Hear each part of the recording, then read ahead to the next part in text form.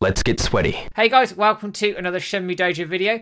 For today's video, you're going to have to humour me a tiny little bit here. I'm making the assumption that Shenmue 4 has been made and that we're thinking towards a Shenmue 5 and what the conditions are in order to get Shenmue 5 made and across the line and potentially that fifth and final game, all being well with Shenmue 4, of course.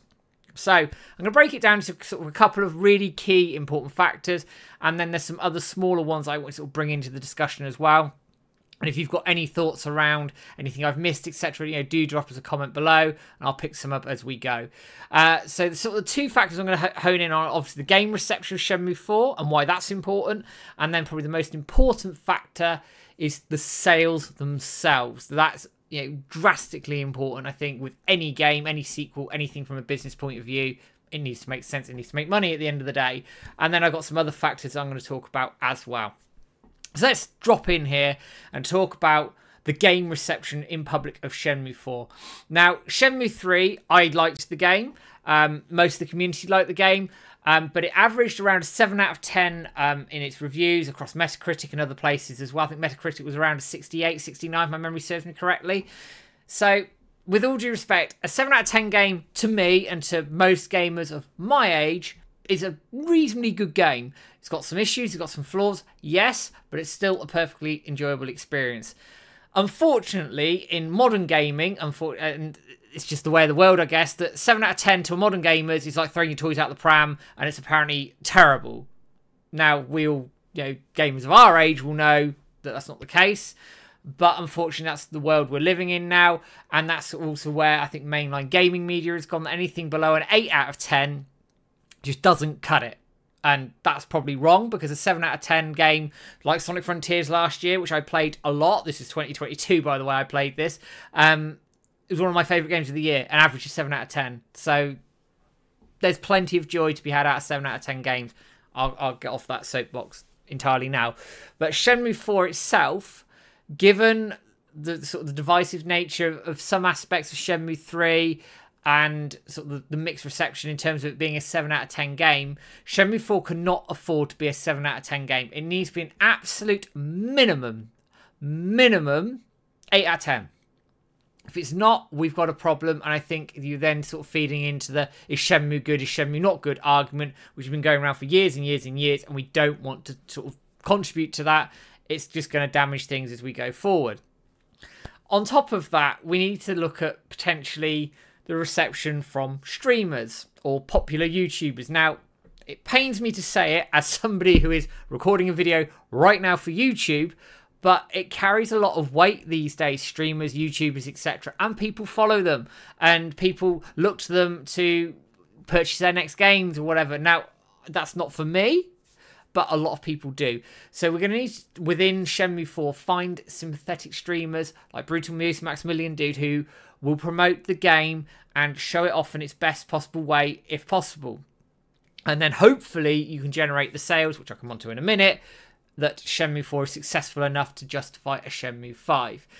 On top of that, in terms of the game reception, this has to be really, really important, is that Shenmue 4 needs to have an emphatic reason for people to get involved with it. So it needs a real big, hard, fast, drastic opening that captures the attention immediately, and then you can do the rest of the things afterwards. I'll talk about that in a separate video. But it also needs an emphatic reason for fans and new people to come back and play the fifth and potentially final game. Shenmue 1, you knew you were going to Hong Kong, and it was already confirmed that Shenmue 2 was well in development. So while the ending was cool, it sort of didn't need to be massive because we knew that Shenmue 2 was coming. Would it have been more people coming involved with the Shenmue 2 potentially if it was a bigger ending? I don't know. But anyway, we knew 2 was coming, so it wasn't a massive issue. Shenmue 2 obviously had the massive ending in the not the Cliff Temple, the cave. I'm losing my plot here. It had the big ending in the cave with the floating sword, the mirrors and everything. And it was like a gaming folklore sort of cliffhanger ending. And that was a reason for people to be like, what's happening with Shenmue 3? Where's this going? Where's the story going? Etc. Shenmue 3 obviously has the ending on the Cliff Temple. Got that right this time. So that's all well and good. And I think it's setting up some big things to happen in Shenmue 4. But what it doesn't do, unfortunately, and this is just the sort of my point of view on this, is it doesn't really set up this big, massive ending that hooks you to bring you in for Shenmue 4. That's just my opinion on it. There's a lot of unanswered questions there, absolutely, but I don't think it leaves it on the cliffhanger edge that I think they'd have liked to have done, and Shenmue 4 can't afford for that to happen. Shenmue 4, if it's going to go for a 5th game, needs to have people invested, ready, and that ending has to be like a real sort of dangling the carrot moment here, that if you want to find out, you must play this 5th game, and then hopefully that keeps people on board in terms of moving forward, in terms of a market for the 5th game. And that then leads me on to the next, which is probably the most important topic, is the sales aspect. Now, cash equals prizes. We know this. It's completely driven by money. Gaming as a whole has gone very much risk adverse. It's been talked about. I think Sean Lydon talked about it, that the money guys will look to de-risk anything and everything that they can within games. Now, Shenmue, luckily, is an established IP, so it has that in its favour. You're not starting from afresh, but you need to be able to justify investment with sales to profit, etc, etc. So Shenmue 4, in whatever format it is made, has to sell and make enough profit to allow the budget to essentially be reinvested into Shenmue 5 and to justify the investment against other potential titles. We know Shenmue 3 was financially fine, so it made money. But for the return on investment, aka the outlay, was it enough to justify going in again and then going on, well, we'll make a 4th game because we'll get a good return on investment? Shenmue 4 has to give a categorically brilliant return of investment, whatever the budget is, to then come back for a 5th game. It's absolutely critical here. And part of that is making a good game in the first place. Now, it goes without saying, but by making a good game, you ensure or help to ensure, try to ensure, de-risk that people will follow from 4 to 5. With 3, as I said, being a 7 out of 10 game, there is room for some doubt, potentially, that can impact pitching. It may have even impacted the pitch of Shenmue 4, in that there would have been, I'm sure people, their ear to the ground would have seen some of the discussions within the community that there's some elements of Shenmue 3 that weren't particularly well liked. Shenmue 4 can't allow for that. You have to be able to guarantee universally, at least within its own community, that people are happy with it and are willing to follow it from 4 to 5. And that would be the same for new players as well. They need to be hooked in to follow it. Now, I've been saying this for a while. The series average sales is around 500,000, averaged out across all the mainline releases that have been done since Shenmue 1 was released nearly 25 years ago, in fact. So that should be the target for a Shenmue 4. And then hopefully a budget can be found to maximise the creative vision around that, but also allow for profitability to then go to Shenmue 5 in mind. Now, if Shenmue 4 busted 1 million sales, for example, now it's probably unlikely, being honest, but you never know, then depending on the budget that was originally invested, that would probably guarantee a 5th game. I mean, if you think about it, say $20 million is invested in a Shenmue 4, and you then got 1 million sales at, say, £40 or £50, for example. I'm extrapolating out a little bit, but there's 40 to 50 million there in terms of money that's revenue. Then obviously you've got to take away the cost it made the game, the cost to put it on a storefront, physical, if you go down that route. And I've talked about not going physical to maximize the profit for publisher and Wisenet, for example. That might be somewhere to go. But then if you've made it for even less than that, then, and you've busted 1 million sales, you're going to get that 5th game. But the point and the fact here is sales are absolutely critical. If it doesn't sell, we're stuffed. Shenmue 3 did financially fine. So it sold enough to break profit.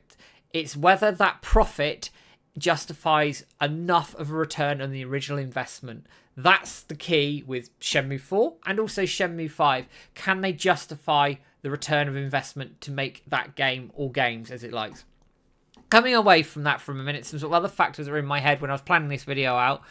Exclusivity to console or storefront. Now, this is a big bugbear for some people. The Epic stuff caused a lot of people to get upset, throw their toys out the pram, and I don't get it. I just don't get it. But anyway, I'm going to go away from that. But being exclusive to a console, be it Xbox or PlayStation, that could bring investment in to make the game itself. And then if a company's willing to invest in it, that has to be the trade-off, surely. In some respects, making it exclusive, it might be the way it needs to go. In some arguments, there is also the other flip argument. Actually, you need to maximize the amount of people, as many people as possible, to be able to access Shenmue 4, Shenmue 5. Obviously, 3 is only on PlayStation and PC. It didn't make it to Xbox. How many sales did that stop? I do not know. Would it have made a difference? I don't know. But there's two schools of thought here. Go exclusive, you get funding. If you don't go exclusive, there's potentially a wider market. Now, sort of the betting side of it, I guess, you'd probably go PlayStation exclusive because it's a bigger market. But Microsoft has Game Pass, and also a lot of releases these days come onto PC, so you can use services like GeForce Now, or like I say, Game Pass, in order to play it on PCs that don't run particularly well, so that many people or fans can find a way to play the game itself. That topic is probably something I will dive into in a separate video, because actually thinking about it, it's quite a deep topic in itself. Then there's Shenmue Zero, which has been talked about by Yu Suzuki previously in late 2023. Now, if release is successful and does what it did for Yakuza 0, that would pave the way massively for Shenmue 4 and Shenmue 5, in my opinion. I think you'd have the hype, and then you could finish things off quite easily. It's a massive risk. I've done a video on that separately. Links below if you want to check that out. Merchandise in the community is a big one. I think that keeps the name ticking along. It keeps the money trickling in. You know the community are going to buy most of the merchandise. I know I do. Probably too much. My wife will probably kill me. But there we go. But if you keep the merchandise rolling, keeps Shenmue in the name, keeps the money chucking in, and it keeps it just sort of going along nicely, and that money can theoretically be moved into a pot for Shenmue, hopefully. Another factor is, obviously, I keep saying this, is the Sega New Energy, New Era stuff. Obviously, they're reviving a lot of old IP. Now, Shenmue may or may not fit this. That, again, could be a video in itself a little bit here. But that is an opportunity and a factor that could come in should they be thinking about Shenmue 4, Shenmue 5, that Sega may go, do you know what, let's get this thing finished, and they come in and invest in that. Don't know. The other bit in sort of keeping people, or Shenmue in people's minds rather, is either via sales, like for example bundles they're doing with Shenmue 1, 2 and 3 at the moment. You can get, you know, most of the time you get the 3 games for about 10, 12 quid these days. More people sort of pick that up. It adds to the community, adds to people playing it, adds to people wanting a Shenmue 4 who may want a Shenmue 5 if Shenmue 4 is good. Let's just see how that works. Social media, I keep on about this and on about this. It's not just the community needs to be keeping it into social media, but also Sega, even what PlayOn now, who were Deep Silver. They need to keep sort of pushing Shenmue a little bit. Now, from their point of view as companies, they're probably not, why would they waste the time with it? Which is then why it falls back onto the community a little bit to keep the name out there, which is why I'm telling people to go out there and use the hashtag Shenmue, hashtag Let's Get Shenmue 4, or hashtag Shenmue Anime 2 on tweets, whatever, on social media, to keep the name out there, keep it in people's minds. On top of that, if there's polls or anything like that, obviously present Shenmue within those polls, or vote for Shenmue in those polls, and the higher up it is, the more in people's minds it is, and the more willing people might be willing to take a chance on a Shenmue 4 or Shenmue 5 should it get there. Then there's streamers. We've been quite lucky with Dreams of Saturn that two quite well-known streamers, Maximilian Dood and Brutal Moose, have played Dreams of Saturn, which has then put Shenmue in the consciousness of those audiences, and I expect there's been quite a few downloads of Dreams of Saturn because of that. That is brilliant, and actually we should be using streamers, YouTubers, etc. to push Shenmue where we can. Certainly the ones that are sympathetic towards it. There are some that really don't like Shenmue, but if Shenmue 4 is good and the streamers, the YouTubers report on this, you start busting the myth around Shenmue of is it good, is it not, and this whole idea of certain areas of the gaming community thinking it's bad or that you should just play Yakuza because it's, we know it's not, but obviously that's the general rule that's going around gaming at the moment. And then the last little bit I want to talk about and sort of bring in is the market factors. As technology improves, it could become cheaper to make a Shenmue 5 once 4 is made. Obviously you can use the tech from 3 and 4 into a 5. There could be many ways to make Shenmue cheaper to make on the outlet, and I keep saying this. and I'm sorry, but I know it's a divisive subject, but I really do think breaking Shenmue down into individual chapters in terms of smaller individual outlay per game could be the way to go, with an average sales of about 500k per release. If you're getting that on a $10 million budget in terms of then your return on investment, that could be the difference between getting a game made or not. But I'll leave that there for you. So guys, what do you think? Have I missed anything here? What needs to happen with Shenmue 4 to make Shenmue 5 a realistic possibility, assuming Shenmue 4 isn't the final game? Drop us some comments below, guys, and let me know what you think. Before I sign off with the video, guys, I want to say a big thank you to the members. As people probably know by now, for £2 a month you can get early access to all of the videos outside of the podcasts.